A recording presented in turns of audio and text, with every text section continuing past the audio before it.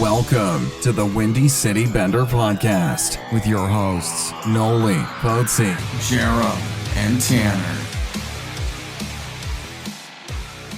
What is up, guys? Welcome to episode, I think this is 85 of the Windy City Bender Podcast. It's a special one.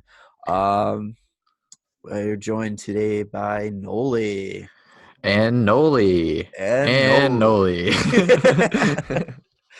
Well, we said we were going to try to get full strength soon, and, well, I guess we're going to have to wait a little bit longer on that one. Hey, you know what? I'm out again. I'm here. It didn't take me a month to come back on, so I mean that's the specialness, right? That's two in a row, right? So that's almost a streak. I mean, you know, I'm just here to do my part. You know, I'm just trying to help out all that I can. All right, so so we're not going to touch on any hockey news.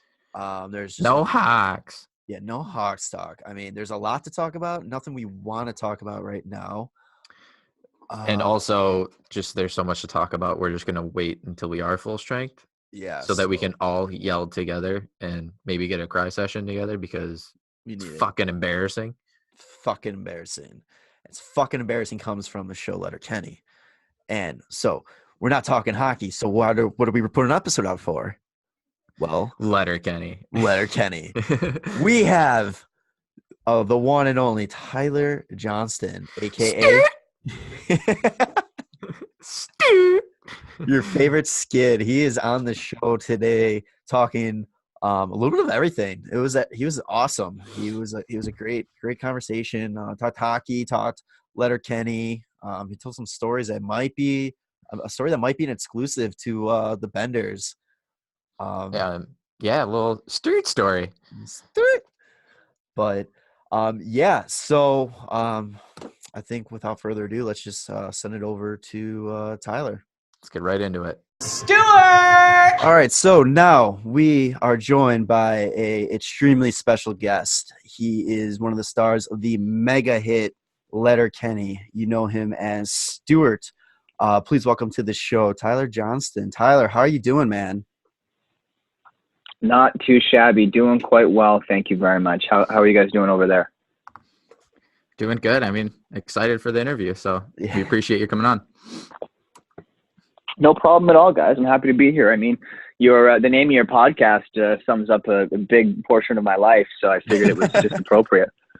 Oh man, that's awesome. So let's start with that then.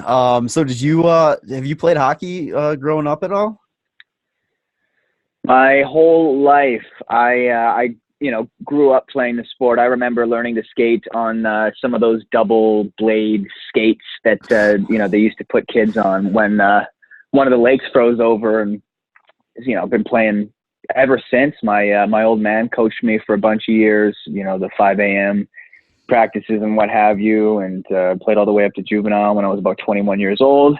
And then now I just kind of casually play, have a couple beers after perhaps, and play some roller hockey as well in the summertime. So, it's truly living the dream. I hung up my professional aspirations, but I still love the game. So you do the 5 a.m. practice. That's why the Canadians are always beating the Americans, because we start at 6 a.m. So you guys got that extra hour on us. Yeah, exactly. We're up an hour early. Yeah, well, it's because we got to actually warm our car up usually. But we were up real early. I remember that, being 10, 11 years old, and my dad picking up a couple of the guys who lived in the neighborhood, and going to being the first guys on the ice in the morning, and getting cleaned up after hockey and going right to school. Yeah, and now you're one of the last ones on the ice every night when you're in men's league. Yeah, exactly, because I shown up 4 minutes before the puck drops. Exactly. You say you play still playing a little bit now? Are you guys are you part of this infamous team with all the guys from the show? I actually did register one game with those guys. I wasn't a regular on that team, but if you guys are, I know the follow-up question. I got 2 goals that game. So I will go down as a goal scorer with the squad, but I wasn't a regular like the other boys, unfortunately. I had a different group of guys I was playing with during that time. So yeah, obviously looking at your social media, everybody can tell that you're a big Canucks fan. So first, let me ask. I mean, you can tell, eh? Yeah. Are we? I gotta ask. Are we cool? About like 2010 and all that, like with the playoffs between the Hawks. Hold on. What? Oh, okay. Yeah, no, we're okay. Okay. My real beef is with the Boston Bruins. Yeah, I think that's everybody's beef. The Blackhawks did that. I mean, Blackhawks, you guys had a hell of a squad for so long there. And I mean, you guys still got some great players, of course, but for a while there, it was just, you guys were untouchable. And, one of the most infamous goals that's going to go down in Vancouver Canucks history is when Alex Burrows caught the puck on the side boards there and clapped it in overtime we like to consider it slaying the dragon. So I guess you guys would be considered the dragon in this case, Yeah, I'll never forget that goal. It still hurts to this day. Yeah, well, you guys got a couple cup rings, so cry me a river. It was a little spoiled. That's all. Those were that time period was definitely awesome rivalry between the Canucks and the Hawks. And it was awesome. It was wild. So much energy. Yeah, I really wish we still had that with you guys, or at least a team in general. It doesn't really seem like there's too many teams like that too much anymore. No, I'd agree. We're trying to find our footing again as a team. We had a great start to the season. We've had a bit of a slide here, so we're still trying to find our own identity, let alone ruffling other people's feathers, I think, at this point in time. But it is part of the game. I was an instigator when I played. I used to muck it up. Are we allowed to swear on this podcast? Oh yeah. Say whatever you want. Oh yeah, okay. I used to muck it up all the time as a younger player, and then getting into your early 20s and stepping into beer league. You're like, okay, well, now I'm playing full on men who have been men for fucking 15 years. So who have been drinking all night. Loud, they will beat me up. Exactly. Yeah. My game changed. Not so tough anymore. No. And I wear a full cage too, so I'm an easy target. Are you? I got to do it. Cage? Are you chirping with the cage on? Oh yeah. Yeah, a little less than I once did, but I do still chirp. Awesome. Well, I mean, this is why we kind of had you on. So let's just talk about the show. It's been very successful. We love it. It seems to be growing and rapidly everywhere. And can you just tell us a little bit about what's going on coming in the upcoming season and just about the show a little bit? Sure. Yeah. I mean, this show, we started it like 4 or 5 years ago now. Jared, the creator, did a couple clips on YouTube, and I remember when he was developing it into a TV show. He and I have been friends for probably 10, 11 years now. We did a miniseries in Canada about Don Cherry, actually, where Jared played the older version of Don Cherry, and I played a younger version of Don Cherry. So that's when Jared and I met originally, and he started developing this show, and he told me he wanted me to get involved, and then a few years passed, and sure enough, we got 6 episodes season 1, and we went to Sudbury that summer, and it just had such an amazing time. We joked it was like summer camp, but a TV show came out of it, and then when we got the renewal, and then the second renewal after that, we started to realize that people were gravitating towards it, and it became very, very exciting. And then of course the sail into America just took things to the next level for everybody involved, and watching it grow, even to this day, it's fascinating and it's exciting, and it's not lost on us how cool and special of a moment in time this is for all of us. And we're having a blast doing it, and hopefully we can do 50 more seasons. That being said, we've got a season coming out here Christmas Day in Canada, and the 27th of December on Hulu in America, and it's a very, very fun season, especially for my character in particular. Me and Roald get up to a whole bunch of silly, ridiculous stuff, and there's some old, some recurring characters that come back that I think the audience will enjoy. And we just got back to like a week ago from making 7 more episodes, so there's a whole bunch of Letterkenny coming up. Do you think that well, first let me ask this. We asked this to Nathan and Dylan when we had them on. Has it really sunk in with you, like exactly how big this actually is becoming, or is it still kind of like you have to kind of pinch yourself a little bit? Yeah, it's happened at like kind of a nice steady pace. It wasn't like we released season 1 and it just kind of blew up. It's been a nice gradual growth rate. But that being said, it is still hard to wrap, our heads around. I'll speak for myself, of course, but we're about to embark on a North American wide Letterkenny Live tour. And if you told me that 4 years ago, I would have laughed in your face. Not because I didn't think the show had potential, but just you don't really think of those things as an actor who's kind of just happy to be on a brand new show. And, we're going to do 38 cities and do 41 shows across North America come February, March, and April. And I don't think that's going to set in until maybe week 2 when we're on the bus playing crib and drinking whiskey and doing whatever it is we're doing. And again, I'm happy to be part of the show and along for the ride. Yeah, I mean, you guys can tell that there's just good chemistry. Everybody seems to get along and have a blast. I mean, like you said, you just finished filming the next season already, and this one hasn't even come out yet, and you guys are doing this live show. I mean, how much fun do you guys have on set together? We have so much fun. It is such a relaxed, loving set. Like, the crew has a great time. They always pencil out Letterkenny in their schedules to make sure they're available to come back. And we laugh all day long. There's a bunch of us who just kind of bicker and chirp at each other all day long, and it's relentless and it doesn't stop. But it's nothing but love. So you mentioned, I actually got to take a look at season 8 a little bit early. Absolutely hilarious. Sneak peek. Yeah. So your character and Rolly, I mean, you guys might become like the best duo on this show, in my opinion. Like, the chemistry you guys share, just on the show in general. Like, how was it easy finding that with Evan? That has also been a very fun relationship that's continued to grow, because originally there was 5 of us kids, and then when it became just sort of Stewart and Roll taking over the reins, we just started spending a lot of time together. And he is a very funny actor who is willing to kind of just go with the flow. So sometimes I will try something and he will join in and go with me, and vice versa. Sometimes he'll suggest something, and then it kind of just takes a life of its own. We like to get together, a couple nights before we get to set. We run our scenes. We play with different ideas of things that we think might be fun, and bring it to set. And as long as Jacob, the director, doesn't shoot it out of the sky, sometimes it makes the show.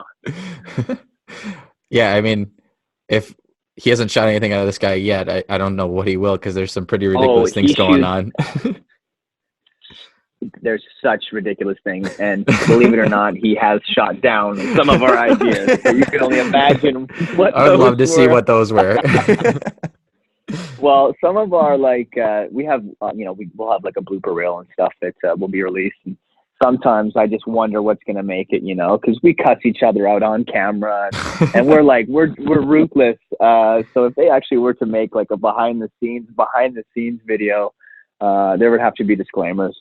Yeah, I feel like that would be just a show in itself. You'd have to come out with episodes and seasons of that. Oh man, yeah. The show might need to have run its course at that point, so we don't have to shoot ourselves in the foot. So we love each other, I swear. Yeah. So I'm assuming you're not a meth head in real life. So what is it playing a skid, like on the show, like trying to become that kind of that person on camera? Yeah, the first couple seasons was a whole different ball game. Like, it was super meth head. There was meth scars, and I think I was like overdosing, and then I was like coming clean off of it and stuff. So it's not so much like that anymore. It's there's other substances and stuff, but the first couple seasons was out of control, and we would just drink a whole bunch of coffee, and we would dance, and we would just try and just project as much energy as we could, and going home at the end of those nights, I would sometimes just one, shake my head and be like, what the hell did I just do today? And 2, run myself a really warm bath and just re-energize. Some of our days are just hectic. Yeah, and Evan's a hell of a dancer. Like, he dances all the time. He break dances all the time. So he can do it. He's got the endurance. He's a couple years younger than me too. So as I'm getting older here, I'm like, I don't know if I can keep dancing like this. Yeah, that always helps. Yeah. So did you Did you have to learn all this dancing, or is that all you?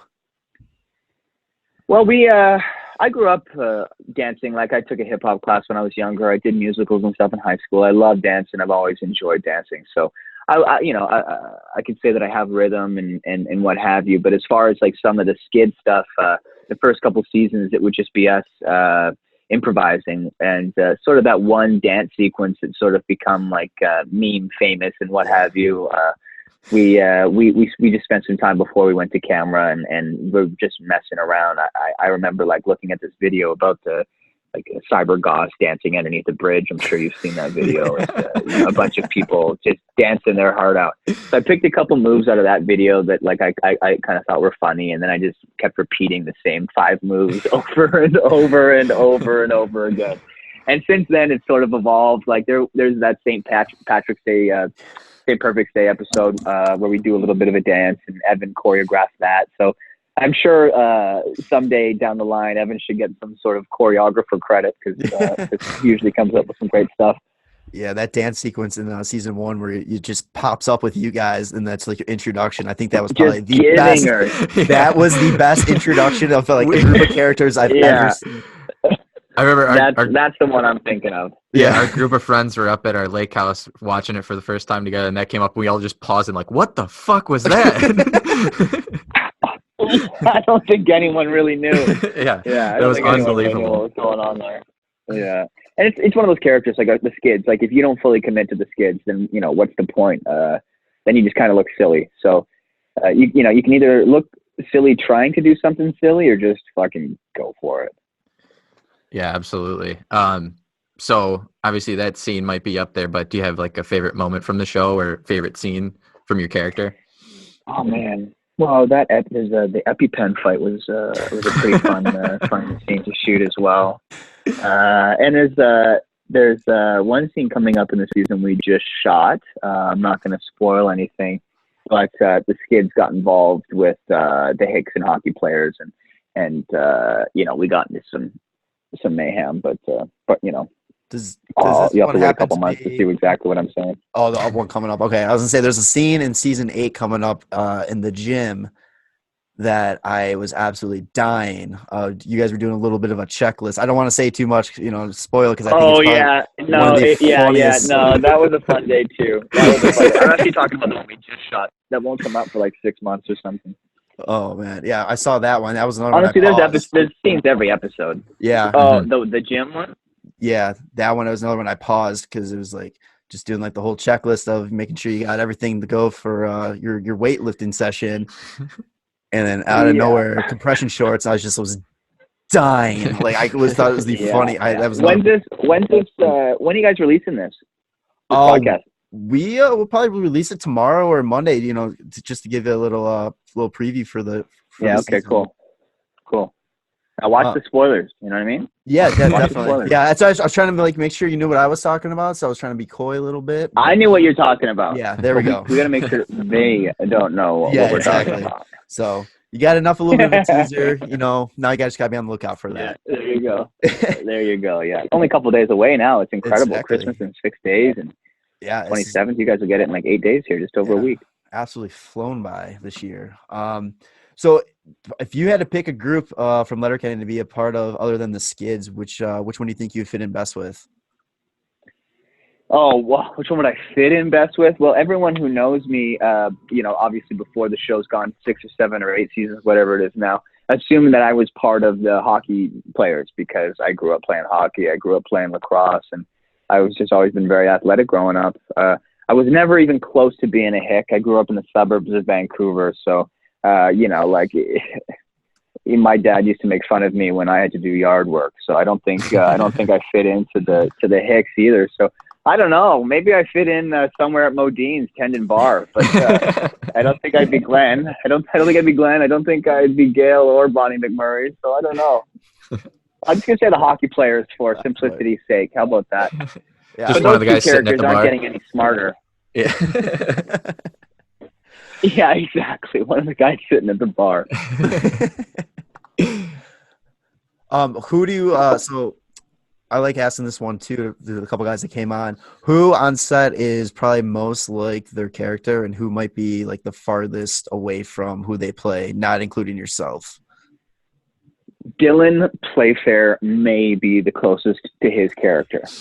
I'd be curious to see who he said. If you guys spoke to him previously. Yeah, he grew up playing hockey. Go ahead. Yeah, I believe he said Jared. Like he said, like it was talking about hockey. Yeah, hockey. But he goes, yeah, he's got the hockey background, but he just fits that Hick personality so well. Yeah. Yeah, I mean, that's a good pick, too. I'm still going to go with Dylan. Dylan is a hockey guy. He's a freaking beauty. He's a great friend, just like his character. As far as, like, someone who's not like their character, I'd have to say Lisa, who plays Gail, because she is out of control when she becomes Gail. It's so funny. She's such a nice, intelligent, like, reserved, she keeps to herself. She's just awesome. And then when she steps into Gail's boots and starts doing her scene, it's like it's just something possesses her, and her hips take over. That's a perfect description, because it's just so out there and her hips are just always moving. You don't know what's going on. Constantly moving. Yeah. Mesmerizing. Yeah, I love it. So something that's kind of taken over in your role these characters is the high-pitched Stewart. Can you kind of just say where that came from, and how much you actually like when that happens on set? It's I don't even know when it started. Probably 2-3 years ago. Evan, because as you know, Stewart, he loves Rolled, but sometimes he doesn't treat Rolled all that well. And Evan just started reacting by saying my name, and every now and then it would turn into a whimper, and then Jacob, the director, would just push him to get more whimpery or more high-pitched, and then it just kind of evolved into, like, all of a sudden when he says Stewart's name, there's like 3 letters missing, and it's just an STRT, and it's been something that's evolved, and it's definitely made its way into our show, because people tweeted at me and Instagram me all the time about Sterrrt and it's we get it. Evan and I get a kick out of it. We certainly get a kick out of it. Do you get it in public at all? Have you guys seen that montage? Yeah. Have you guys seen that montage yeah. of all of the? Yeah. That was next level. Yeah, my brother's actually named Stewart too. So we've been starting to do, like, it's been carrying over to him as well. And he, I think you take it a little bit better than he does. I was gonna say, how does he feel about that? Yeah, he laughed at first. It's not my real name, so I can avoid it. Yeah. Do you get that a lot in public? Like, do you just hear Stewart's like walking down the street or anything like that? No one yells Stewart. Like they'll stop me and say hello and what have you. I was in a great restaurant last night in Vancouver called Pigeon, and the owner came up and just said he was a huge fan of the show, and we got to chatting, and he gave me a couple samples of some of his favorite sake, so that came in handy last night. Nice. One of my favorite Sterrrt stories. I don't know if I've told this before. I might have. It was in summer last year. And I was on Vancouver Island up in British Columbia here. I was going to a music festival, and Snoop Dogg was headlining the Saturday night. And I ended up making friends with the guy whose father ran the festival. So he's friends with Dylan Playfair. He and I became friends. So we were at his house on the lake, just kind of enjoying the day. And all of a sudden, his dad leans over the the railing and goes, "Hey, is Tyler still here? Can he come upstairs?" So as I'm walking upstairs, I start hearing Sterrrt, and I look around the corner, and it's Snoop Dogg's crew. So the crew that he rolls with, I don't know if they're the sound guys or the DJs or what have you. And they said they were big fans of the show, and they wanted to hang out and chat. So all of a sudden, I'm sitting down with Snoop Dogg's crew, and they're calling me Sterrrt, and I'm just trying to act as cool as I possibly can. That was a fun one. Yeah. Holy shit. You're just sitting there like, I am Stewart now. This is me. Yeah. You call me whatever you want. I'm just happy to be here. I wish I asked if Snoop watched the show, but again, I was trying to be cool.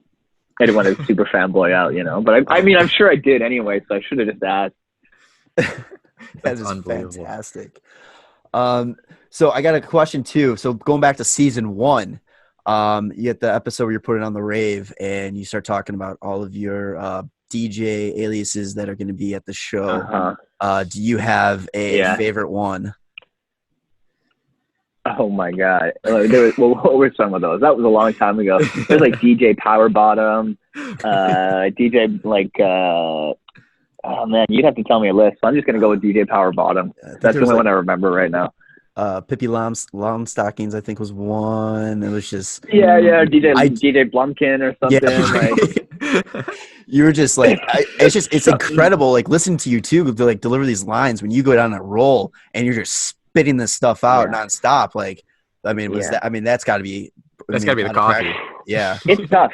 It's tough. Like I enjoy it now, but for a while there, it was like, and even still to this day, I really need to get a good grasp on it like days before we get to filming, because the last thing I want to do is show up and be underprepared, and then I'm throwing off the whole rhythm, and I'm not comfortable or confident in the way I'm delivering the lines and the choices that I'm making, and so to be honest with you, a lot of the times I have to Google, 50% of the words that I'm saying, because I don't know, like I don't use those words in my vocabulary ever. So I gotta hold English lesson before I go to set usually.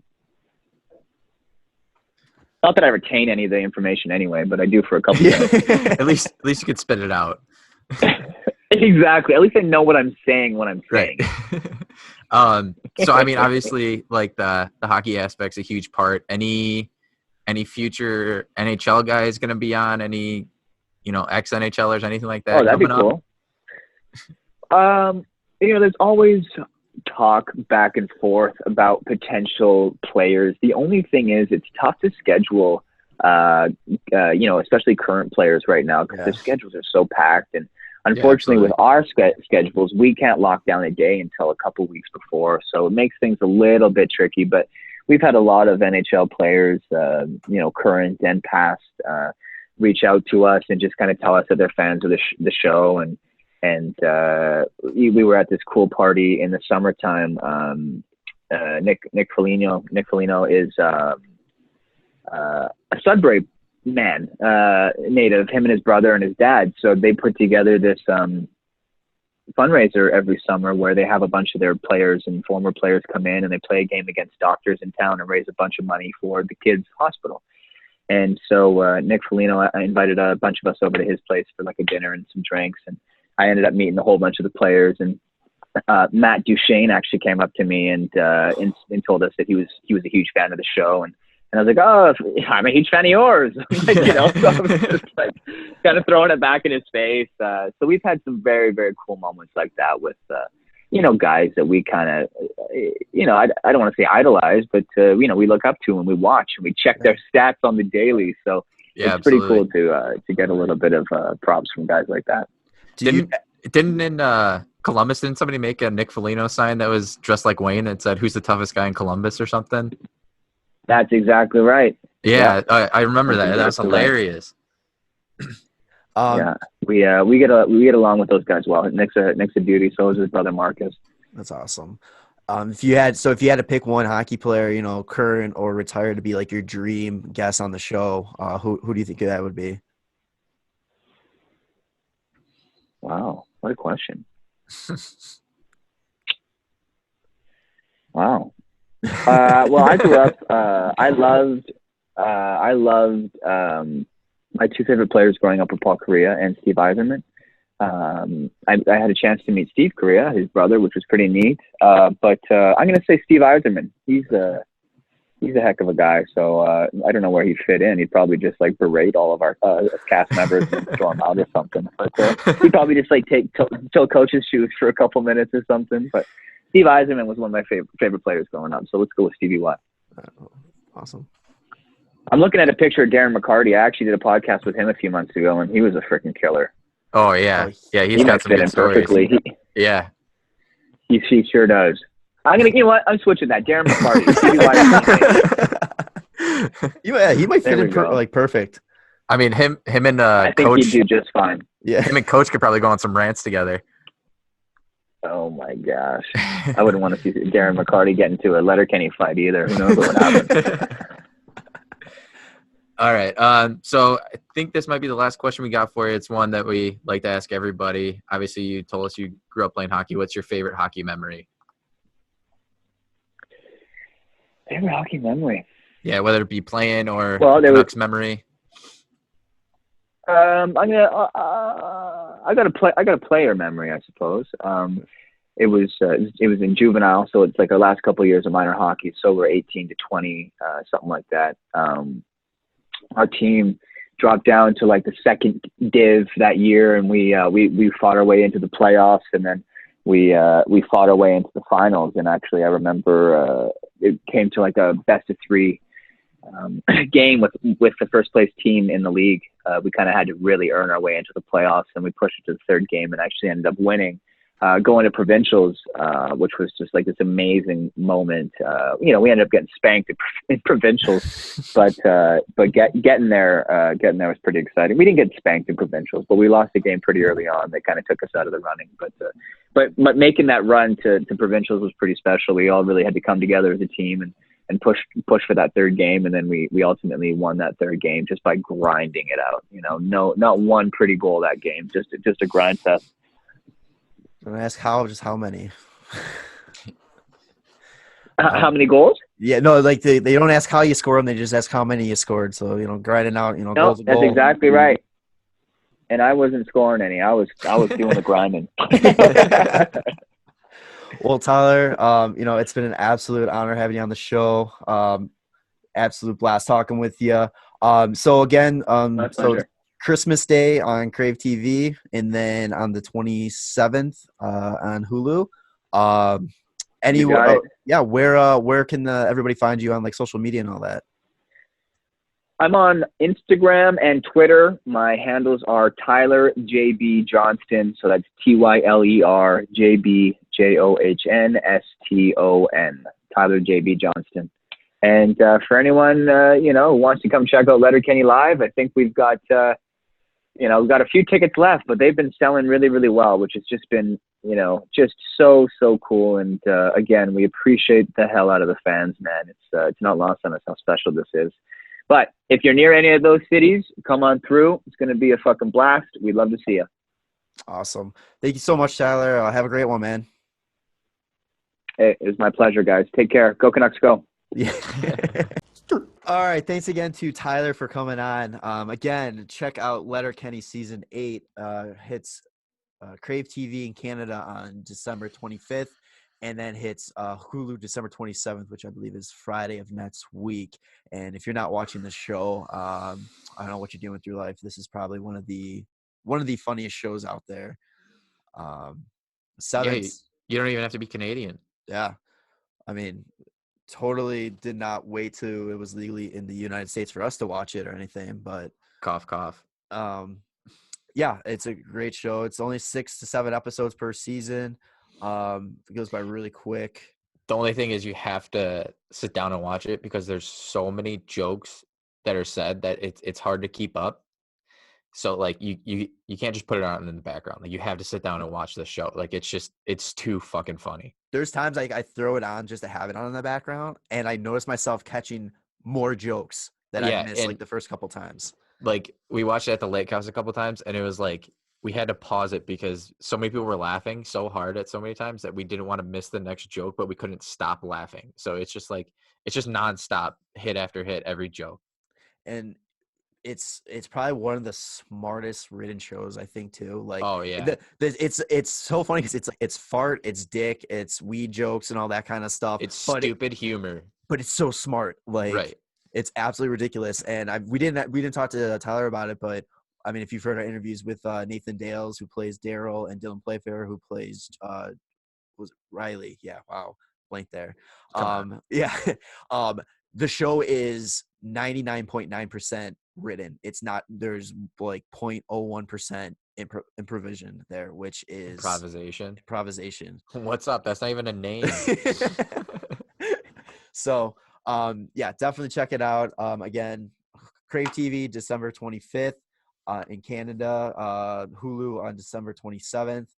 Make sure you follow Tyler on all social media, Tyler B. Johnson, on both Instagram and Twitter. this is probably going to be the last like actual episode we do. I'm going to try to throw together a best of for to wrap up the new year. Pick episodes that I'm in. Episodes you're in. Because those are the best. Those are the best. So yeah, so we just want to think this has been an absolutely insane year for us. We've had some awesome guests on it. So definitely it's been awesome because of also all the listeners, giving feedback and all that kind of stuff. So we really thank you guys for the year. Anything you want to say, Nolly? It's been fun. Yeah.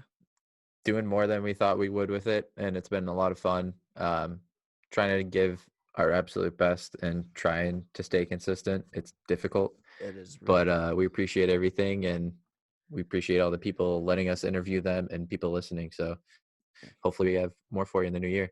Yeah. So have a very, very Merry Christmas. Happy Hanukkah, Poets. And a Happy New Year. And we will see you guys in 2020. Bam. The double side.